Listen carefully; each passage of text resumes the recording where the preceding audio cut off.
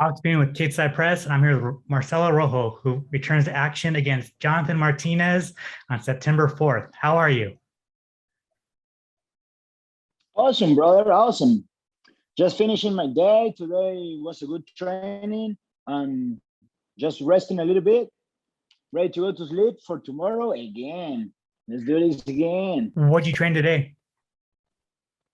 Oh, today I do some tests in the Performance Institute, some nutritional tests, and then we train striking with Valentina Shevchenko and Brandon Moreno. It was a good training. Then we spar a little bit. Also, it was my last sparring, so I just did a couple of rounds and hit some pads. And then we do at 3 p.m. strength and conditioning. Awesome. Well, you're 11 days out. How are you feeling? Oh, I'm feeling good. It was a good camp. Such nice vibes. My team, I'm here in Brandon Moreno house since 3 weeks, and so it was nice. It was nice. I'm feel prepared. I'm feel ready, and I'm just wanna fight, bro. It's nice. Before we talk about your fight, I have a few questions. First, what's your neck tattoo? Oh, it says wild. It's like my style of fighting, my style of life.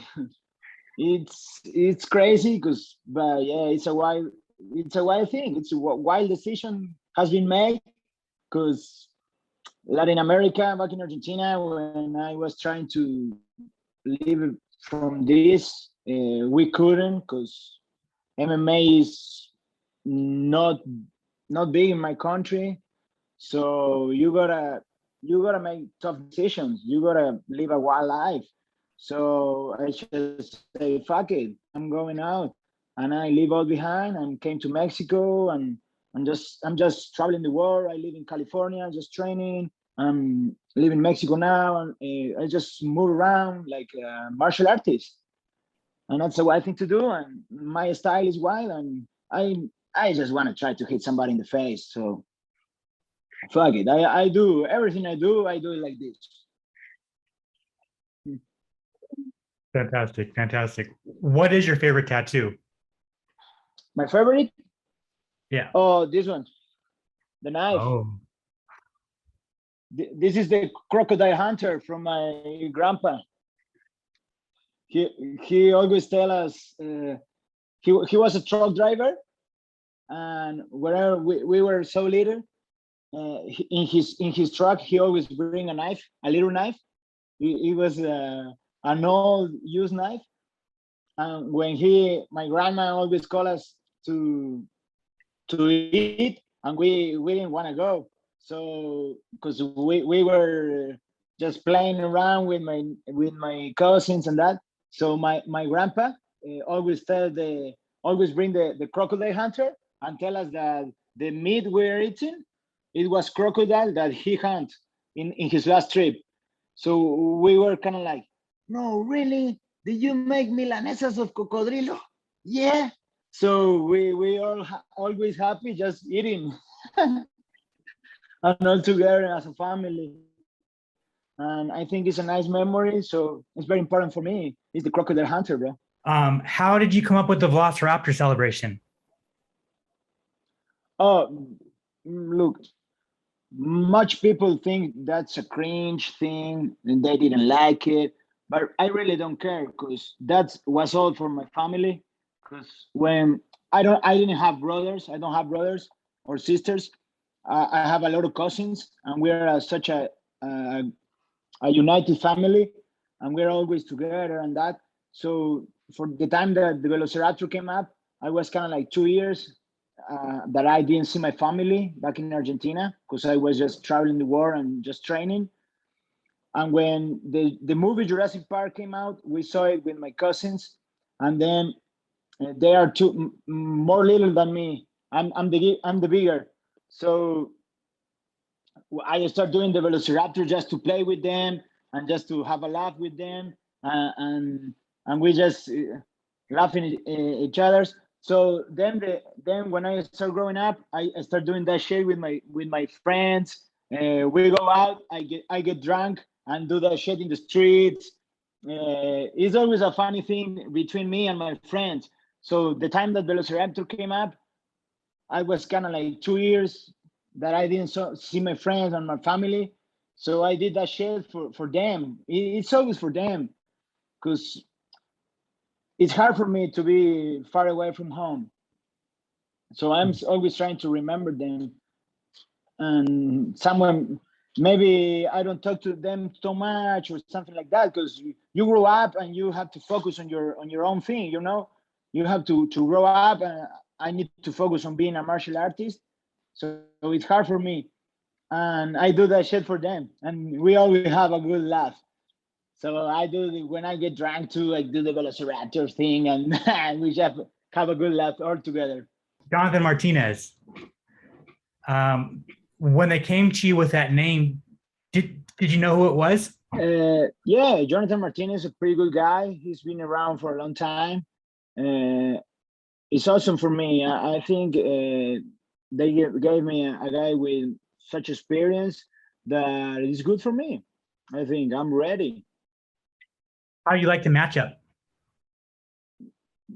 Look, I really actually I don't care who is the guy in front of me in all of my fight. I'm always fighting against myself because I'm fucking crazy. I have a lot of troubles in my mind, so I need to fight, bro. I do this shit for me. I didn't do it for anyone else. So it's nothing personal, but I don't know. I think fighting is helping me fight my demons too. So I think doing this kind of like a sport, it was nice for me. It was a career, and I become an athlete. But I started this because I love fighting, and I realized that it's doing good things for me, for my mind, for my body. So I just keep fighting and keep fighting and keep fighting and keep fighting. So I really don't care who is he. If they change my opponent tomorrow, actually I don't care either. I'm just gonna fight. Stylistically, he's a good matchup. My team, he was studying him, so we are prepared. We are prepared to fight. We are prepared to wrestle. We are prepared to do jiu-jitsu. We are prepared to throw hands. We are prepared to throw kicks.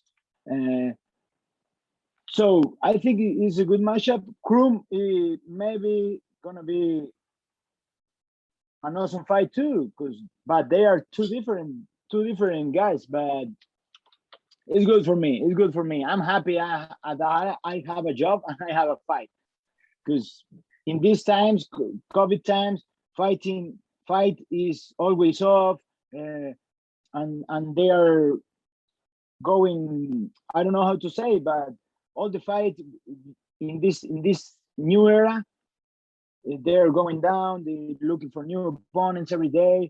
So it's hard. For example, to my friend Trev Jones, for his last fight, he changed. UFC gave him 5 opponents. He cut weight kind of like 3 times that's crazy, bro. So, but I'm just happy I got a fight. I got a work to do. I can take money to my house. I can take money to Argentina, and that's nice. I did want to ask you about Combate. They're doing very well in the ratings. They have a lot of people watching them. Are you happy to see them doing so well? Oh yeah, for sure. Every Latin American organization that is doing well, I'm always happy, because this sport needs to grow up, and that's the way. That's the way. Supporting people, fans supporting the sports, fighters supporting organizations, organizations supporting fighters, and trying to make this movement bigger. So I'm happy that Combate is doing well. I'm happy that a lot of organizations in Mexico are growing up, kind of like UWC.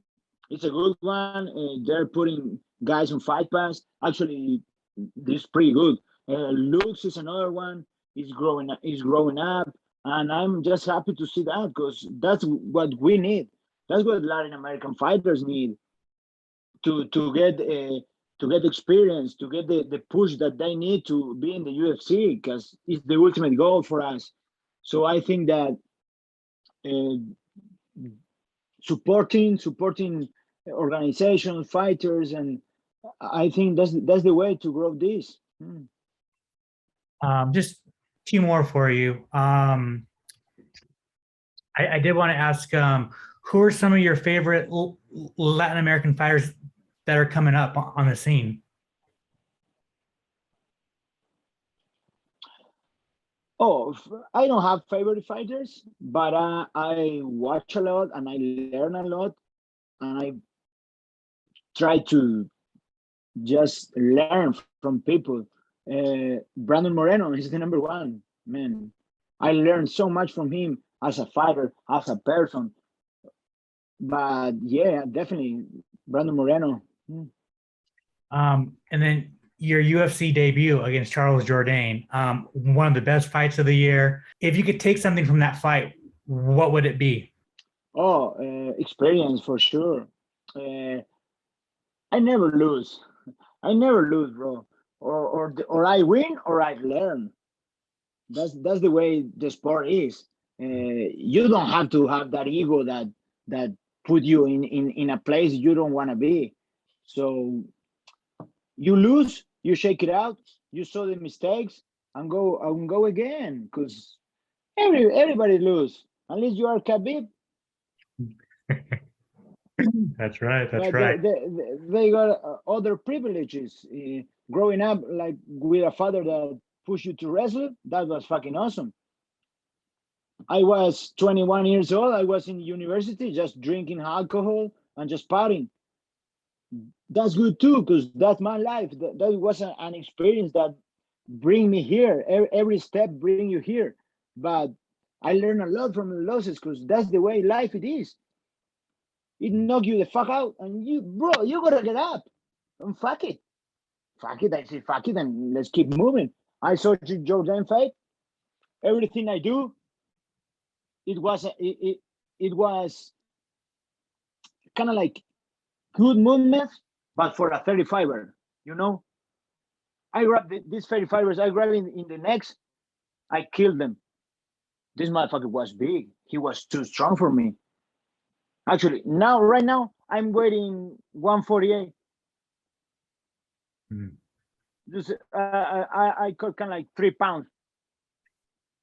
I was cutting weight just sitting to fight him, and he's a pretty big dude.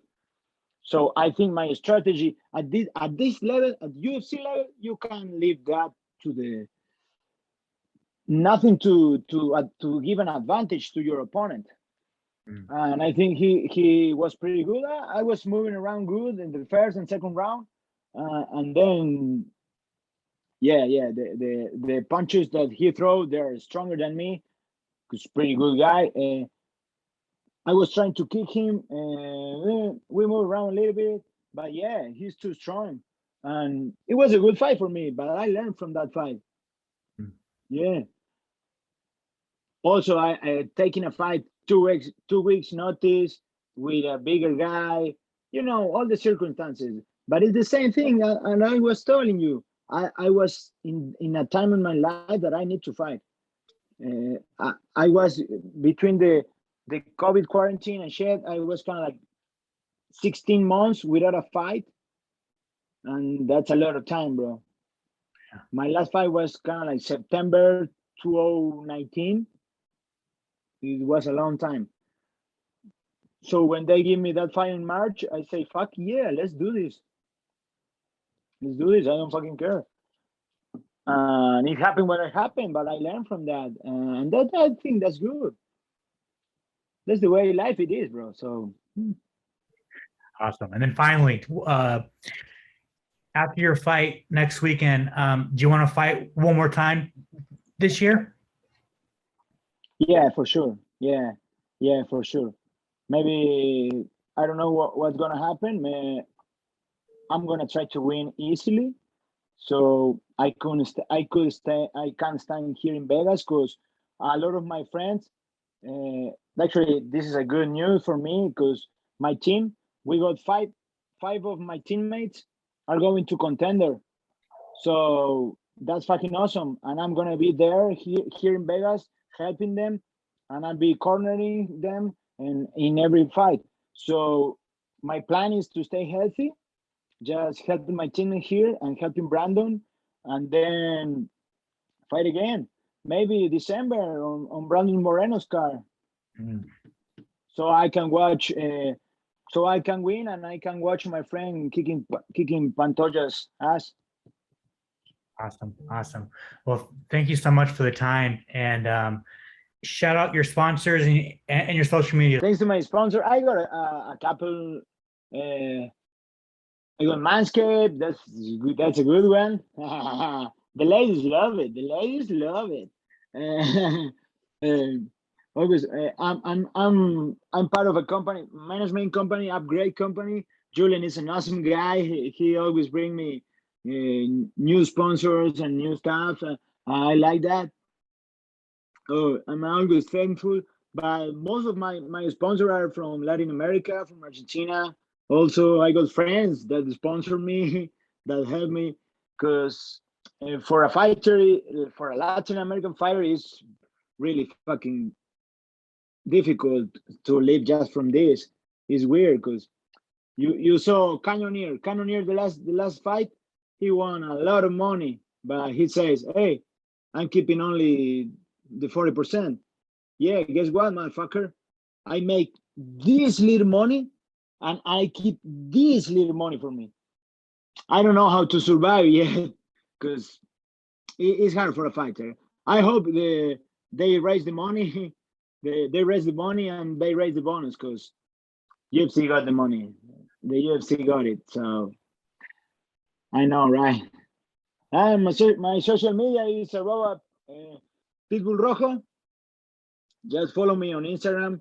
I just upload memes all the time and some training. But yeah, I don't talk to people. I don't do anything. Just like I'm just only put stupid images in my social media. So if you wanna have a good laugh, just follow me.